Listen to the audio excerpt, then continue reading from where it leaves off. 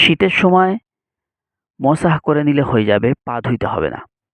যদি কোনো ব্যক্তি চামড়ার মোজা পরে থাকে, সেক্ষেত্রে তার পা আর ধুইতে হবে না। মুকিমের জন্যে যে নিজের বাড়িতে এলাকায় রয়েছে, জন্মস্থানে রয়েছে, সে ব্যক্তি ২৪ ঘন্টা মোসাহ করতে পারবে। আর যে মুসাফির ৭৮ কিলোমিটার দূরে চলে গেছে নিজের এলাকা ছেড়ে, সে ব্যক্তির জন্যে সে মোসাহ করবে ৭২ ঘন্টা, অর্থাৎ ৩ দিন ৩ রাত।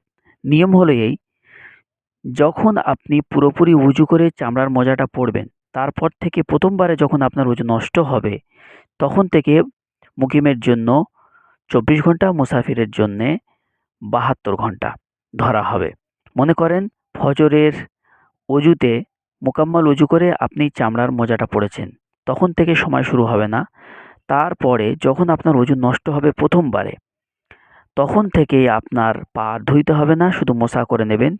৮টার সময় আপনার অজু নষ্ট হয়েছে, তাহলে ৮টা থেকে আগামীকাল ৮টা পর্যন্ত আপনি মোসাহ পড়তে পারেন, যদি আপনি মুসাফির না হন, বাড়িতে থাকেন তাহলে।